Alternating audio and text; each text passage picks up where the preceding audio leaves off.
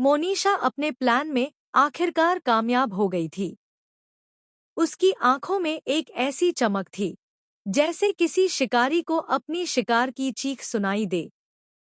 कपिल और मंगल का रिश्ता, जो एक वक्त पर सबके लिए मिसाल हुआ करता था, अब चकनाचूर हो चुका था। कपिल ने मंगल को छोड़ दिया था।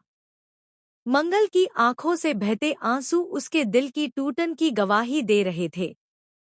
पर असली खेल तो अभी शुरू हुआ था, क्योंकि अब कहानी का सबसे बड़ा मोड़ सामने आने वाला था। आदित्य की जान चली गई थी और इसका इल्जाम सीधे कपिल के सिर पर डाला जाने वाला था। कलर्स टीवी के सीरियल मंगल लक्ष्मी का यह ट्रैक अब एक नए मोड़ पर था। हर कोई सांस रोके इंतजार कर रहा था कि आगे क्या होगा। मंगल को लंबे समय से कोई न कोई धमकी दे रहा था। उसके कमरे की खिड़की पर खून से लिखे खत फेंके जाते, फोन पर अजीब सी आवाजें आती, और जब भी वह अकेली होती तो उसे लगता कोई उसकी परछाई बनकर उसके पीछे घूम रहा है। मंगल की आत्मा भीतर तक डर से कांप उठती थी। लेकिन किसी को शक तक नहीं हुआ कि इन सब के पीछे मोनिशा है। मोनिशा की चालाकी का यही खेल था। वह सबको यह यकीन दिलाना चाहती थी कि आदित्य ही इन सब का जिम्मेदार है। उसने हर चाल बड़ी सावधानी से चली। कभी वह आदित्य के नाम से धमकी भरे मैसेज भेजती, कभी उसकी आवाज की नकल करके मंगल को फोन करती। यहाँ तक कि उसने एक नकली गवाह तक खड़ा कर दिया, जो कहता था कि उसने आदित्य को मंगल के पीछे घूमते देखा है। कपिल का दिल धीरे धीरे भरने लगा। उसे लगने लगा कि मंगल सही कह रही है।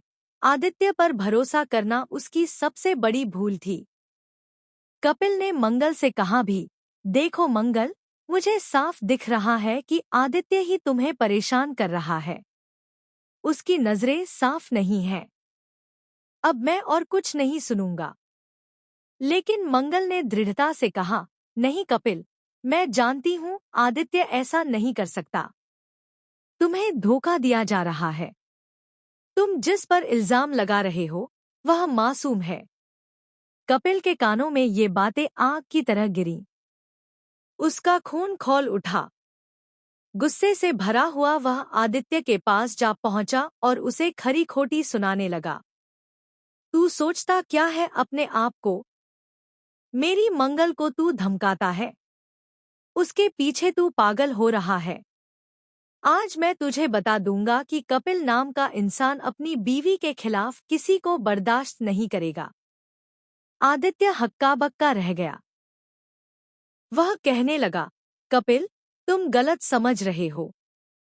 मैं मंगल का बुरा क्यों चाहूंगा? मैं उसकी इज्जत करता हूँ। लेकिन कपिल ने उसकी एक भी बात सुनने से इनकार कर दिया। मंगल बीच बचाव करने आई, पर कपिल का गुस्सा कम होने का नाम ही नहीं ले रहा था। फिर आया वह पल जिसने सबकी जिंदगी बदल दी। आदित्य गुस्से और उदासी के कपिल कपिल से मिलने दोबारा पहुंचा। मोनिशा की चाल इस बार और गहरी थी।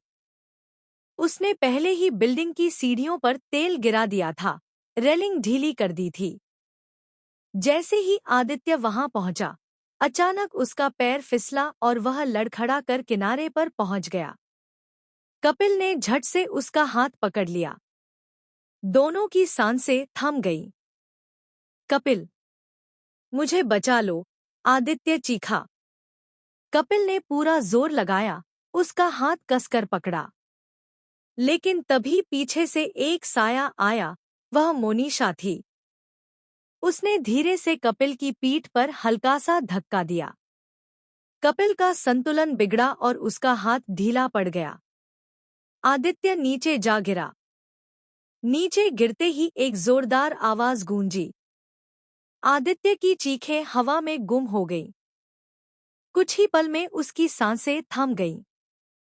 तभी वहां पर कुसुमा पहुंची, आदित्य की मां।